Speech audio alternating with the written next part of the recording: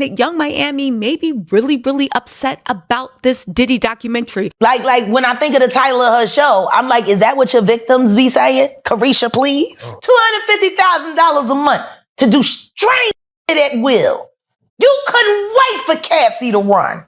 You couldn't wait to be in Cassie's shoes. Carisha, please. How many rounds you be going? You know. The people don't. You know them. I know, but the people don't. Okay, so I'm asking for the people. Bring across. Wait, the Tusi. Yeah, the Tusi. That's what they call. I found out. I talked to my guy because I wanted to be informed. Because people was calling it Tusi, that's calling it the Tunchi. I didn't know which one it was, so I talked to my guy, and my guy filled me in, and then it made perfect sense. Tusi. Talk to him. With Jaguar. Let's talk. Education. 101.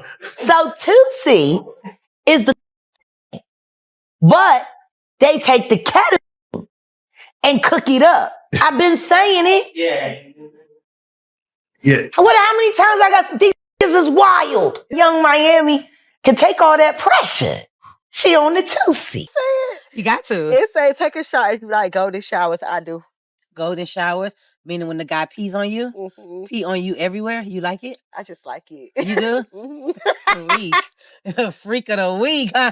So you say take a shot. You say take a shot. Oh, we need a shot. I take a shot. You like golden showers? I do. But like peeing on you? I don't know. I don't know. It's just do something. I'm gonna be honest. Hold on, one more thing. I need something a little less. Right? So I'm gonna be honest with you. I've never had a golden shower. I did. Did you? I've never had a golden shower. Like I've given one. Oh, is that the same thing as squirting or? Yeah, they say that. I don't know, but I don't had to go to shower and I like it. I give them.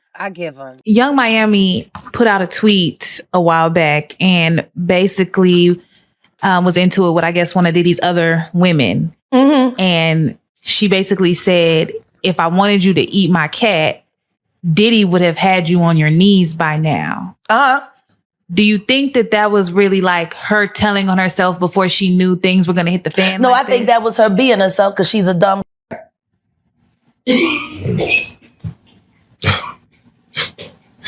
Damn. I think she was just telling the truth because it's almost as rough as Nicki Minaj with females out here. I hear she lace front all the time. Snatching up and throwing them in her nasty ass twat.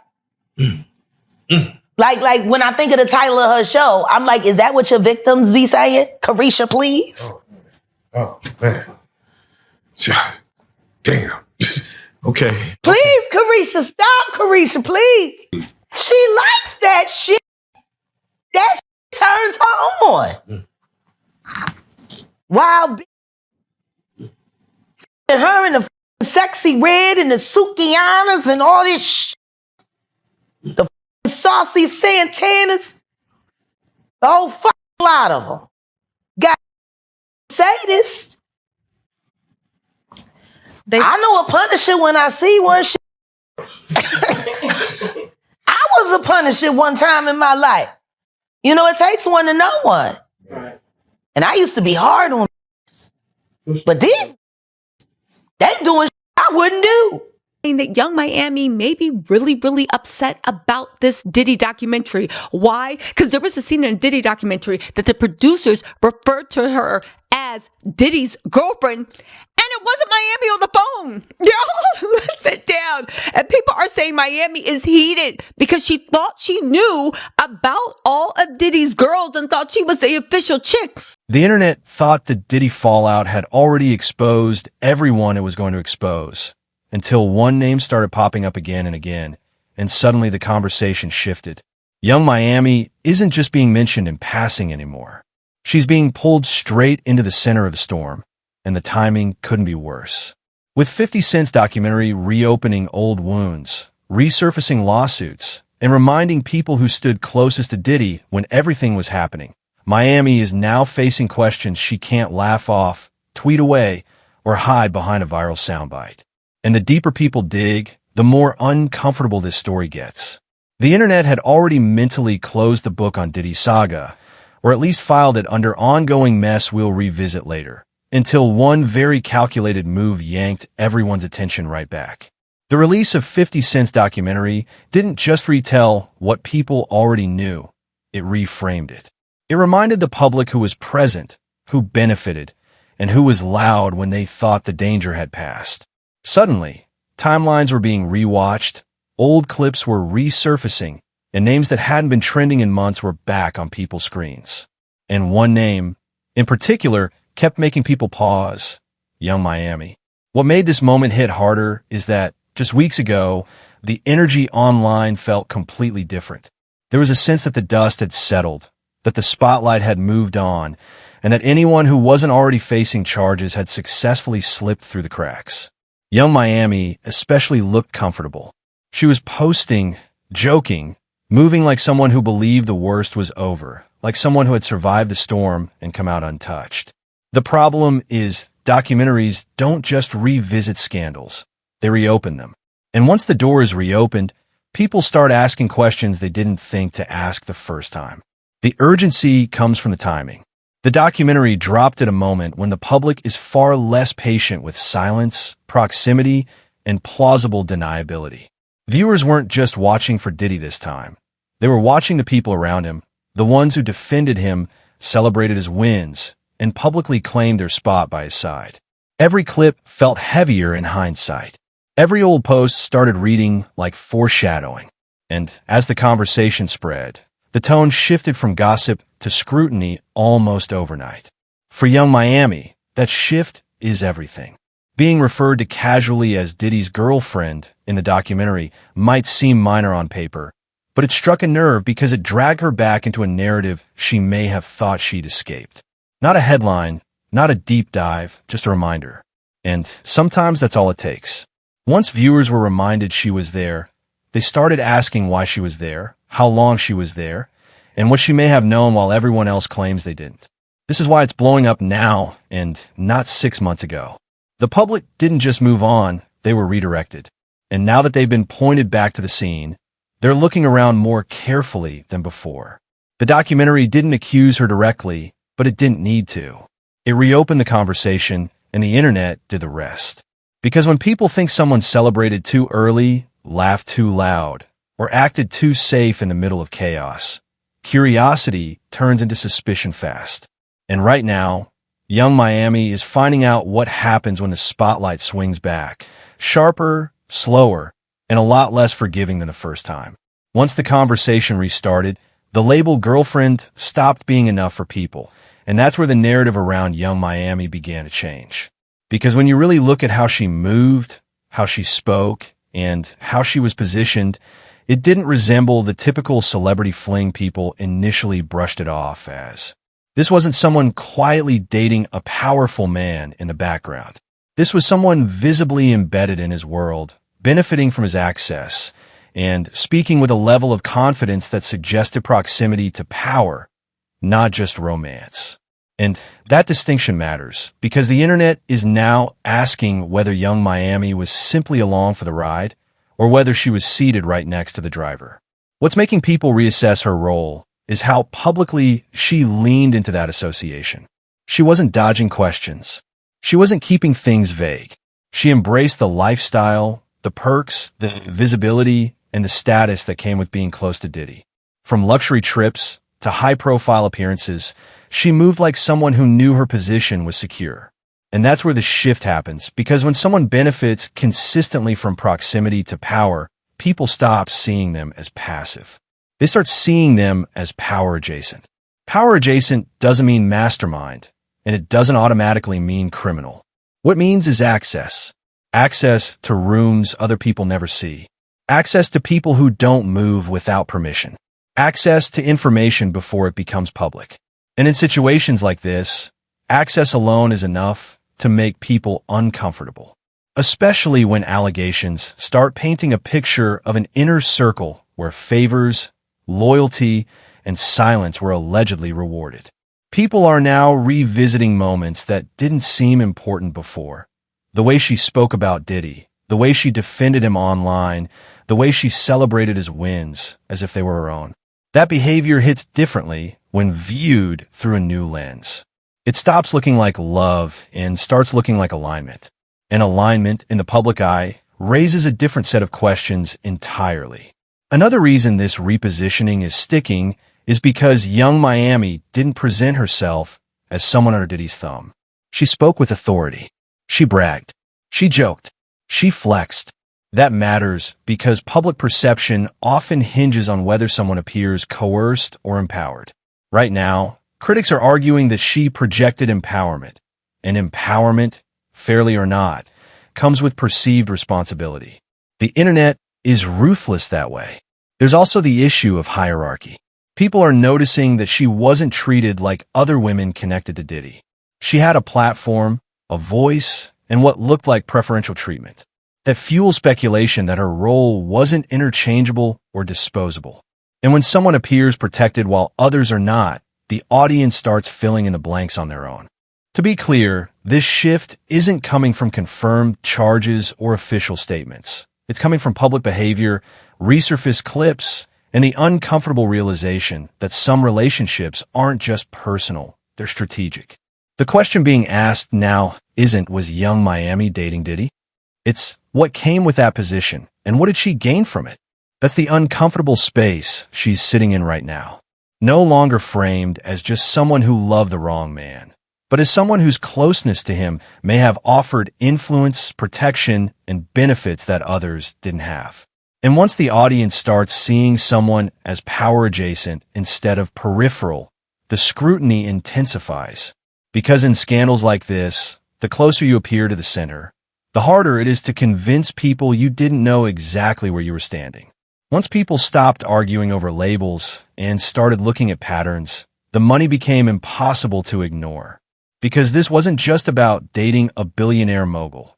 This was about lifestyle, access, and a level of financial consistency that stood out even in celebrity circles. Reports and online discussions began circulating about young Miami allegedly receiving monthly payments that didn't look like casual gifts or random generosity. We're talking steady money, expensive perks, luxury travel, and a level of upkeep that suggested structure, not spontaneity. And that's where the tone of the conversation shifted. People weren't asking how much she was getting. They were asking why it was so consistent and why she appeared to be treated differently from other women publicly linked to Diddy. Because when gifts turn into routines and routines start looking like arrangements, curiosity naturally follows. Access to private events, a visible sense of protection, invitations others didn't get, treatment others didn't receive. The internet began lining these details up side by side, not to accuse, but to observe. And the more they observed, the more the question lingered. What exactly did this role come with? Why did it seem like she occupied a lane no one else could step into? That question became louder once legal filings entered the conversation. This is where Lil Rod's lawsuit starts circulating heavily online. And it's important to say clearly that these are allegations, not proven facts. But allegations carry weight when they're written down, structured, and sworn under penalty of perjury. According to the lawsuit, one specific incident from 2022 became a focal point, an all-white Thanksgiving party that was presented as a professional opportunity. Music, networking, creative collaboration. At least, that's what Lil Rod claims he believed he was walking into. The story, as alleged, unfolds slowly, and that's what makes it unsettling. He claims he arrived expecting work, not chaos. He alleges that at some point during the gathering, he began feeling disoriented, confused, not fully himself. In his filing, he claims this shift happened after consuming a drink provided to him. Nothing dramatic at first, just enough to make him feel off, vulnerable, unsteady. And it's in that vulnerable state, he alleges, that the situation took a turn he says he never consented to. According to the lawsuit, while he was in a bathroom trying to regain composure, a woman allegedly entered unexpectedly. He claims this interaction was sexual, unwanted, and confusing, not framed as a choice, but as something happening to him while he was impaired. He further alleges that when he attempted to leave the situation, it didn't simply end. Instead, he says he was followed, pressured, and placed in an environment where powerful figures were watching. Whether people believe the account or not, The power imbalance described is what has people uneasy because confusion, pressure, and authority don't mix cleanly in any context. And then the narrative expands. The lawsuit doesn't isolate this incident as random. It allegedly places it within a broader operation, one involving facilitators, financial handlers, and recurring participants. This is where Young Miami's name enters a different conversation entirely. Not as someone merely present, but, according to the filing, someone allegedly compensated on a recurring basis. The language used doesn't describe occasional involvement. It describes structure, payments, coordination. Other names appear alongside hers, suggesting that if true, this wasn't a one-person situation, but a system. That's where the recruiter narrative begins circulating online. Not because social media said it first, but because people claim the lawsuit language implies facilitation. Allegedly helping source people. Allegedly helping maintain environments. Allegedly benefiting from an arrangement that rewarded loyalty and discretion. Again, these are claims, but they are claims written in legal language, not rumor threads.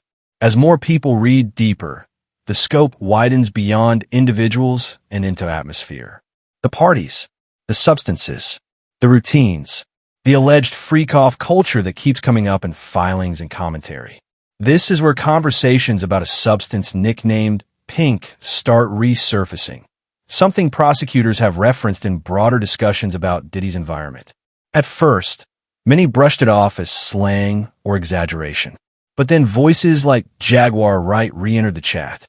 Jaguar is controversial, unpredictable, and often dismissed.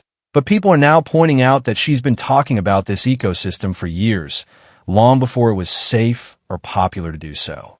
She questioned the money. She questioned the women around him. She questioned why certain people seemed protected while others disappeared.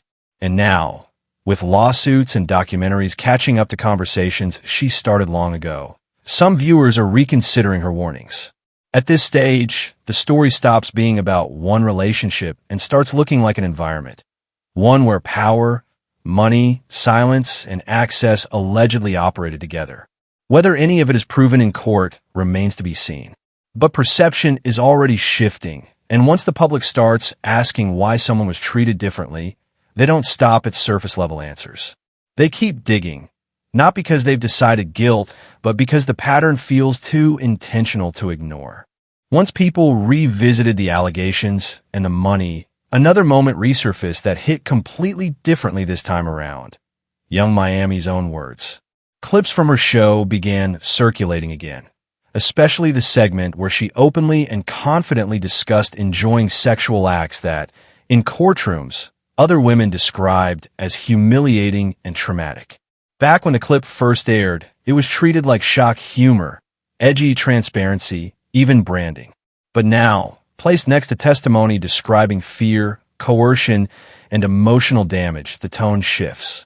Not because one woman's experience cancels out another's, but because the contrast is impossible to ignore. On camera, Miami looked comfortable, amused, in control, laughing, joking, encouraging. Meanwhile, elsewhere, similar acts were being described under oath as degrading and painful. That gap is what's fueling the reaction now. People aren't judging preference. They're questioning context. They're asking how the same behavior can exist in two radically different emotional realities under the same powerful figure, and what that says about who had agency and who didn't. That reframing is crucial because it changes how audiences interpret Miami's confidence. What once looked like sexual openness now reads, to some viewers, as alignment with an environment others say they couldn't escape. And whether that interpretation is fair or not, it explains why emotions are running so high. The public isn't reacting to the act itself. They're reacting to the imbalance.